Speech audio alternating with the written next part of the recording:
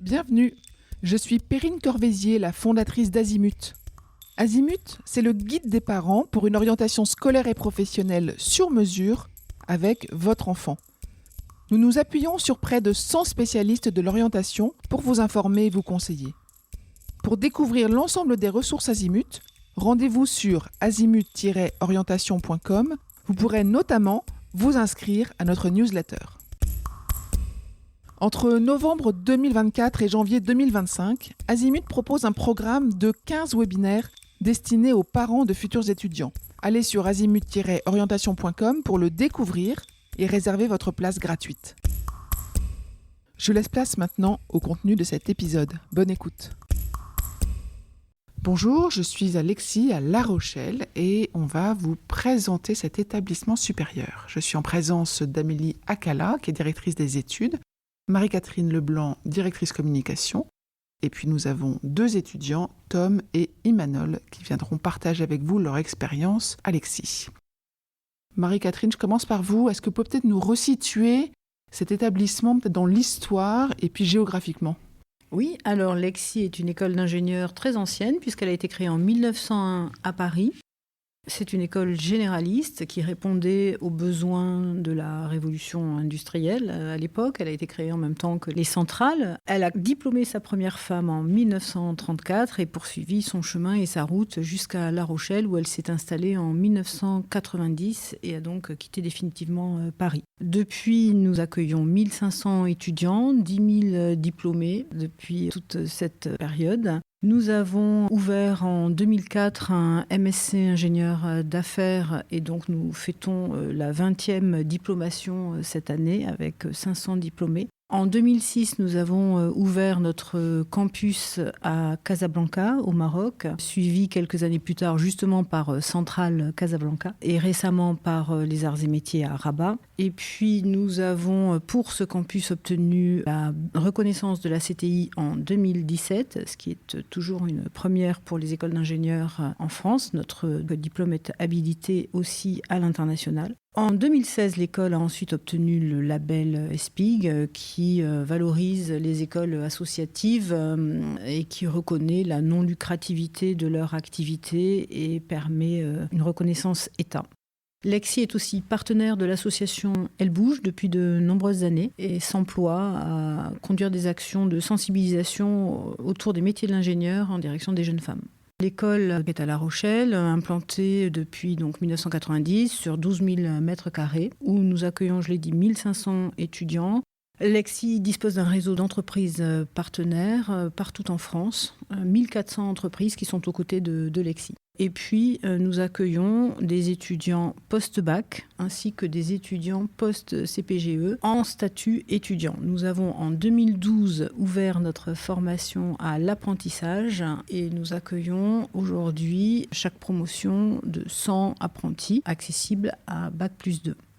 Je vois sur votre plaquette que l'EXI est une école d'ingénieurs généralistes. Qu'est-ce que ça veut dire ? La formation d'ingénieur généraliste de l'EXI, c'est un peu la promesse de former un ingénieur polyglotte, c'est-à-dire un ingénieur qui va parler électronicien, informaticien, mathématicien, mécanicien, toutes les langues, qui est agile et compétent dans les domaines de la communication, de ce fait, et qui a cette grande adaptabilité dans l'entreprise puisqu'il est en capacité de comprendre ce qu'un collègue fait dans un bureau d'études, si lui n'est pas dans un bureau d'études, ou de comprendre tout le travail de ses collègues à tout niveau de la chaîne de fabrication du produit, quel qu'il soit. Donc il a cette grande adaptabilité et cette aisance à la communication du fait de sa très grande culture générale scientifique. Alors Amélie, justement, former des ingénieurs généralistes, ça passe par quoi ? Qu'est-ce que vous faites pour les former ?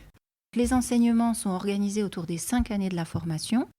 On démarre avec des enseignements qui sont plutôt redonner les bases scientifiques à l'ensemble des élèves dans les différentes disciplines. Plus le temps passe, plus on va faire rentrer la pédagogie par projet dans l'enseignement pour pouvoir les former au travail en équipe et à toutes les problématiques que ça soulève. Les disciplines principales qui sont enseignées sont la mécanique, l'électronique, l'informatique et l'organisation industrielle. Et les projets permettent de croiser ces différentes disciplines pour concevoir et intégrer des systèmes dans le but de produire un produit ou un service à vocation technologique. Je crois qu'un des points forts de l'école, c'est l'ensemble des plateformes technologiques qui permettent aux élèves d'aller très loin dans le prototypage de systèmes. Je m'explique, on a aujourd'hui une plateforme de génie mécanique et une plateforme de génie électronique. Donc les élèves vont pouvoir non seulement concevoir les produits avec des outils numériques bien sûr, mais ils vont pouvoir aller jusqu'à la réalisation de prototypes qui sont des prototypes fonctionnels, qui sont des prototypes poussés. Ça permet vraiment d'aller jusqu'à la réalisation et donc ne pas être l'ingénieur bureau d'études qui n'est qu'avec des outils numériques, mais vraiment avoir un ingénieur qui derrière va être en capacité de concevoir physiquement le produit qu'il conçoit et donc d'être capable dans l'entreprise d'aller dialoguer aussi avec des équipes de production pour avoir un regard critique sur la construction des systèmes. Sur les enseignements, on ne se contente pas d'avoir un vernis scientifique, on les pousse aussi à aller loin dans l'apprentissage dans ces disciplines. Donc à titre d'exemple, en conception mécanique, on a en dernière année des élèves qui vont faire de la conception via des technologies d'intelligence artificielle générative. Donc on va faire de la conception de pièces ou de systèmes en IA générative avec derrière de l'impression 3D qui va permettre de produire les pièces. Sur les systèmes embarqués, on va travailler en ce moment sur l'autoguidage d'un drone naval. Donc ça, les élèves aiment bien parce qu'on va concevoir le système, on va s'occuper de toute la partie logicielle, de l'intégration des capteurs, et puis on a un petit bateau derrière qu'on va aller mettre dans le port à La Rochelle pour faire naviguer ce bateau et vérifier qu'en effet, l'autoguidage est performant et qu'on arrive à piloter ce système de façon autonome et automatique. Si je peux vous donner un autre exemple d'application de projet étudiant, là je vous ai donné 2 exemples qui sont très technologiques, très scientifiques. Simplement, l'élève doit répondre aux besoins de son client, être capable de l'évaluer. Donc on va aussi pouvoir travailler sur des projets très low-tech. Actuellement, on a une équipe qui travaille sur la récupération d'eau de pluie au Costa Rica avec un client. Dans le cas du Costa Rica, il faut penser à l'environnement du pays, aux technologies disponibles sur place. Et donc là, on va s'adapter aux besoins initiaux et travailler plutôt sur du low-tech, donc basse technologie, parce que le contexte l'exige. Un autre pilier de la formation, ça va être tout ce qui relève des enseignements transverses qui permettent à l'ingénieur EXI de dialoguer derrière dans l'entreprise et avec ses collègues. Donc tout ce qui relève de la communication, de la gestion de projet, du management d'équipe. Et puis un volet aussi accompagnement à l'insertion professionnelle où on va encourager l'élève et l'accompagner dès la première année à construire un projet qui lui ressemble et qui favorisera une insertion professionnelle réussie. Voilà ce que je dis en général aux parents. Je dis, si ça peut vous rassurer, la grande majorité des élèves qui arrivent en école d'ingénieur, post-bac ou bac+2, ne savent pas ce qu'ils veulent faire. Ils ont l'idée d'être ingénieur. Donc être ingénieur, c'est quoi ? C'est aimer les sciences, avoir envie d'avoir un métier où on prend des responsabilités, où on travaille avec les autres, où on est plutôt dans un contexte international, avec un métier qui évolue tout au long de la vie. Donc si le jeune, il a plutôt cette envie-là, ingénieur, c'est une bonne idée. Et après, une fois rentré dans l'école, on va l'accompagner à la construction de son projet professionnel et on a le même diplôme en sortie, mais chacun va avoir un parcours différent qui va dépendre de ses appétences. Donc l'élève va être encouragé à individualiser son parcours par le choix des expériences professionnelles. Certains vont préférer les petites entreprises, d'autres les grands groupes. Certains voudront découvrir le domaine des transports, d'autres l'aéronautique, d'autres l'environnement. Donc chacun, par le choix de ses stages, mais aussi de mobilité internationale, d'implication dans la vie associative, de projet, de dominante, va construire un parcours qui lui est propre et petit à petit avoir une idée d'un projet professionnel construit et une insertion professionnelle facilitée. Donc c'est pas grave si au début on n'a pas de projet. Notre rôle, c'est de l'accompagner aussi l'élève dans la construction de ce projet. Vous avez parlé de dominantes. Quelles sont les dominantes que vous proposez à l'EXI ? Une dominante représente à peu près 20% du temps horaire du cursus. Donc ça n'est pas une spécialisation, c'est plutôt une coloration qui est donnée au parcours. Nous avons 10 dominantes qui permettent à l'élève d'aller plus loin dans l'apprentissage dans certains domaines.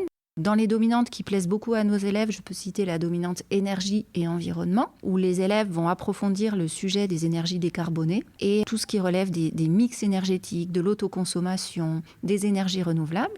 Je peux citer aussi la dominante conception mécanique et industrialisation, où là, les élèves vont travailler plus en profondeur sur de la conception de produits avec des outils numériques, ou bien encore la dominante mécatronique, où là, on va travailler sur des systèmes embarqués, sur la robotisation de postes de travail. Donc ces dominantes sont au nombre de 10, elles sont toutes différentes, mais tous les métiers de l'ingénieur généraliste sont accessibles, quelle que soit la dominante suivie. L'élève va simplement colorer son parcours pour faciliter son embauche dans un domaine donné. Est-ce que je peux poser la question suivante? Est-ce que vos étudiants en fin de cursus sont donc à la fois des ingénieurs généralistes, mais aussi spécialistes? Oui, nos ingénieurs ont une très forte base généraliste et on reste sur un diplôme généraliste. La dominante leur permet d'attaquer une spécialisation dans le sens où ils vont passer les 2 derniers semestres dans un domaine bien particulier. Ça n'est pas enfermant, puisque ça ne les empêche pas par la suite de changer de métier ou de changer de secteur, puisqu'on reste quand même sur une base généraliste forte qui les prépare à différents métiers. J'ai compris que vous proposiez également à vos étudiants de passer un double diplôme. Est-ce que vous pouvez m'en dire plus? Oui, nous proposons à nos élèves en dernière année d'avoir un double diplôme dans le cadre de partenariats que nous avons avec différentes écoles. Le double diplôme est aussi un moyen d'individualiser son parcours et d'aller vivre des expériences d'études différentes. Le double diplôme chez nous qui plaît beaucoup, c'est un double diplôme que nous avons avec l'Université de Liège, qui est un double diplôme ingénieur-architecte. Donc là, l'ingénieur vient vraiment chercher une spécialisation complémentaire en architecture. Et donc, ce sont des parcours organisés pour que tout se passe bien. Et moyennant un rallongement de temps d'études assez court, l'élève va finir avec une double compétence. D'ailleurs, le master ingénieur d'affaires dont on vous a parlé dans l'introduction, qui existe chez nous depuis 20 ans, est aussi proposé aux élèves ingénieurs en double diplôme. Donc l'élève, à la sortie, sera ingénieur, mais aura aussi ce master en ingénierie d'affaires et aura donc une double compétence ingénieur-manager qui va lui permettre d'atteindre des métiers différents dans l'entreprise. Donc au final, nous avons 10 dominantes, certaines à La Rochelle, d'autres sur notre campus de Casablanca, 45 partenariats pour des doubles diplômes qui se passent en France ou à l'étranger. Donc en France, dans des écoles comme Centrale Supélec par exemple. À l'étranger, je peux citer l'Université de Cranfield en Angleterre, Heriot-Watt en Écosse et bien d'autres, puisque nous faisons vivre ces partenariats et nous les faisons évoluer tous les ans en réponse aussi aux demandes de nos élèves et des entreprises partenaires. Est-ce que vous avez en tête les métiers qu'exercent les étudiants qui sortent de l'EXI? Alors, ces métiers sont très larges puisqu'ils correspondent au profil d'ingénieur généraliste. Ce que je peux vous dire, c'est qu'on a un taux d'embauche de 97% après le diplôme. Donc, c'est un chiffre important et qui montre que le marché est dynamique et qu'il y a de la place pour les jeunes ingénieurs diplômés. Alors, nos élèves vont intervenir dans l'entreprise à toutes les phases de la conception d'un produit ou d'un système. Donc, ils peuvent travailler plutôt sur la partie recherche et innovation, donc comme ingénieur R&D, responsable de bureau d'études, responsable technique. On va les retrouver ensuite dans la partie plutôt mise en œuvre et réalisation, donc ingénieur méthode, responsable de production, responsable logistique aussi. On trouve des élèves dans la partie maintenance, exploitation, essai, donc ingénieur de maintenance, ingénieur d'exploitation, et puis aussi sur tous les métiers transversaux que sont les chefs de projet, les ingénieurs d'affaires, plutôt la partie développeur de solutions logicielles, si je vais plutôt vers la partie informatique, ou data manager. Donc les métiers sont très vastes. Chacun se construit son parcours en choisissant des stages, évidemment.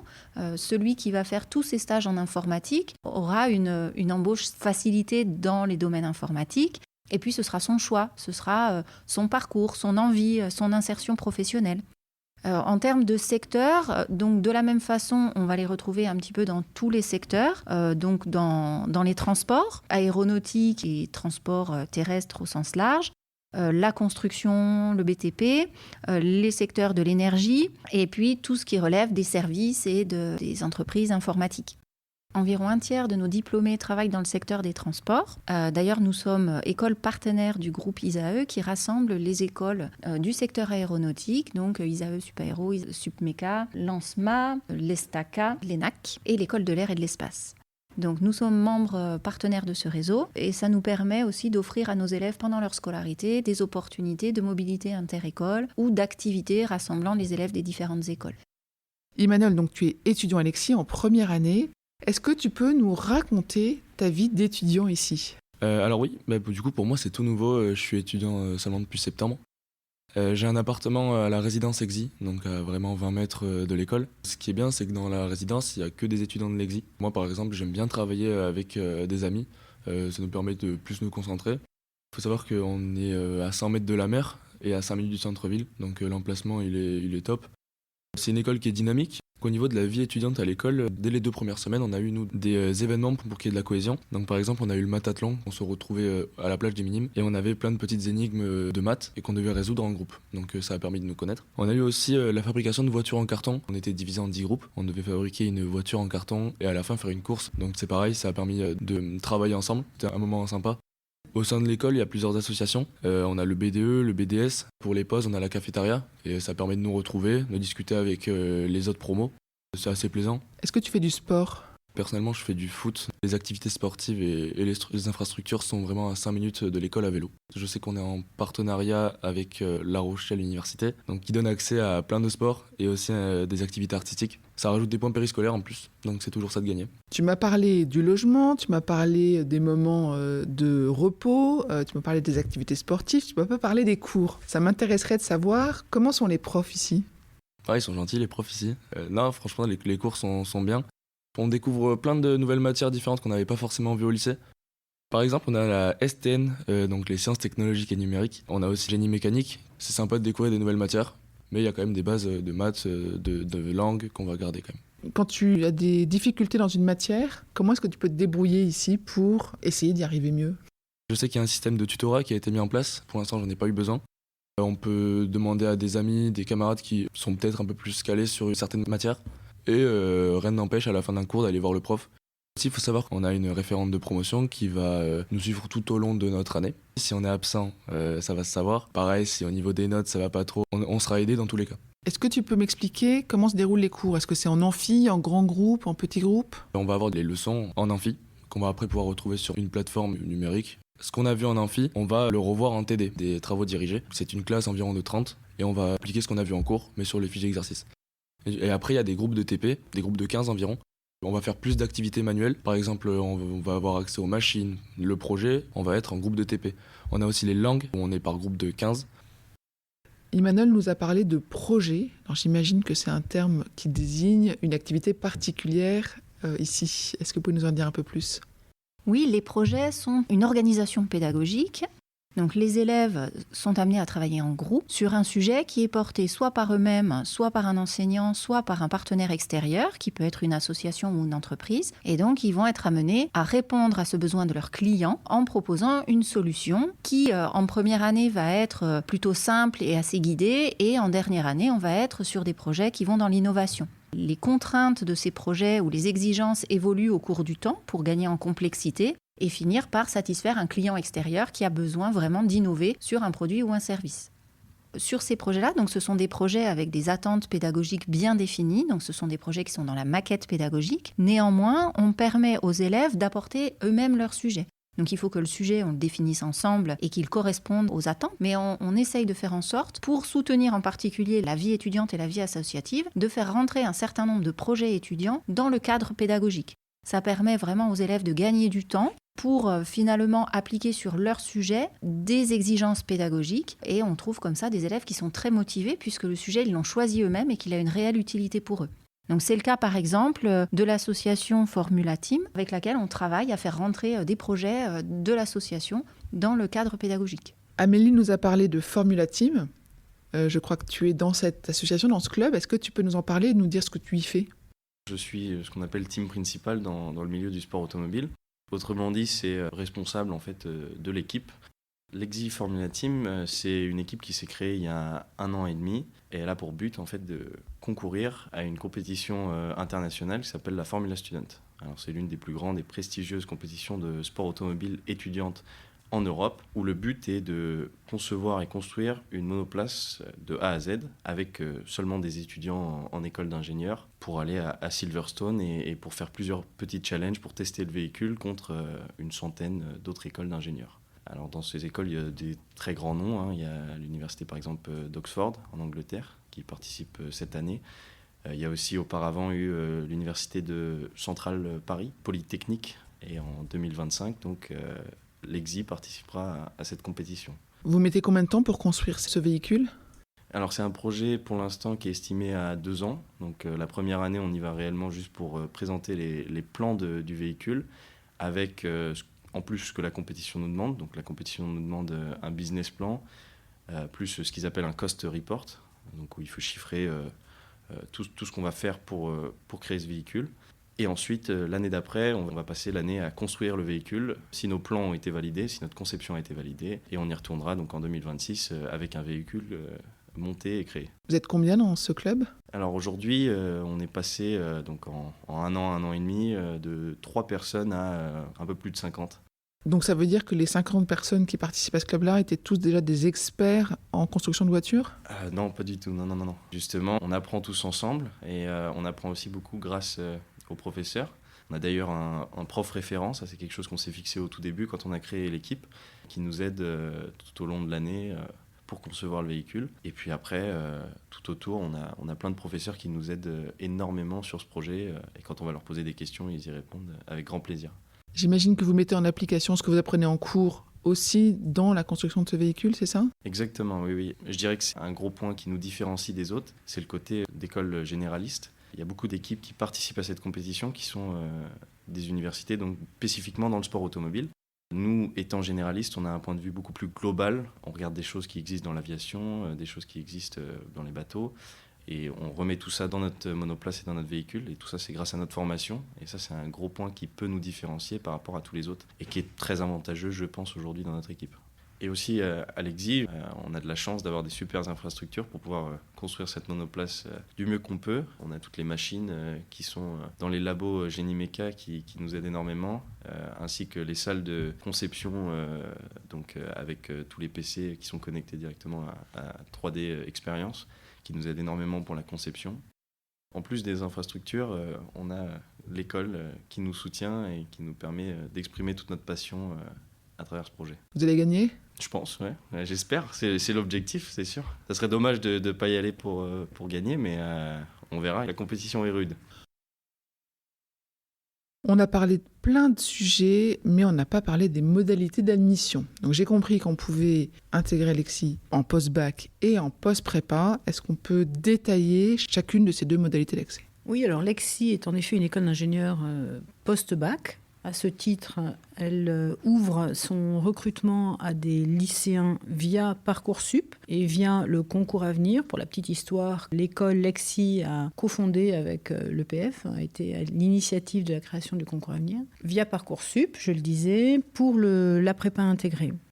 Mais nous avons aussi des intégrations d'étudiants en cycle ingénieur via des banques de concours. Pour les classes préparatoires aux grandes écoles, nous sommes dans la banque E3A. Et puis, nous avons aussi un concours propre pour le recrutement de nos apprentis qui nous rejoignent en première année du cycle ingénieur, après un BUT, après une licence 3 notamment. Quels sont les profils qui intègrent l'EXI en termes de matière, niveau, performance, compétences en post-bac ? Les lycéens post-bac qui nous rejoignent et qui candidatent au concours Avenir pour l'EXI ont une spécialité très majoritairement mathématiques et une deuxième spécialité scientifique. On l'a dit, ce sont des élèves qui vont passer le concours. On n'a pas parlé des filles, mais moi, j'en ai croisé dans le couloir, j'en ai croisé dans le hall. Donc, il y a des étudiantes, c'est ça ? Heureusement, oui. Des étudiantes à l'EXI, 21% de jeunes femmes dans nos effectifs.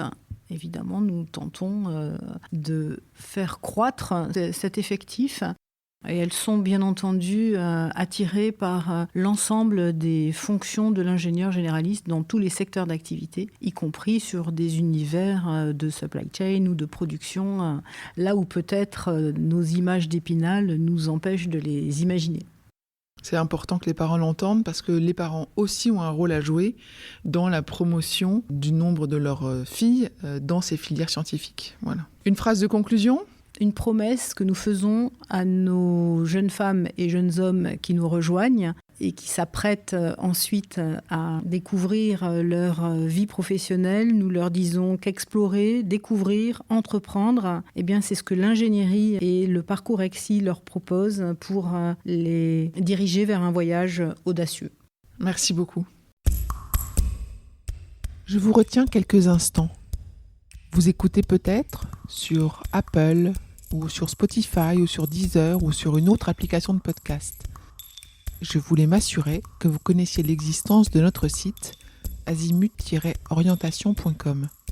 Sur ce site, les contenus sont organisés par thématique et par situation Ceux qui connaissent adorent et utilisent notre moteur de recherche, ce qui leur permet d'aller chercher directement le bon contenu qui correspond à leurs problématiques. Je vous encourage à vous y connecter et n'oubliez pas de vous inscrire à notre newsletter. Merci de votre fidélité et à bientôt.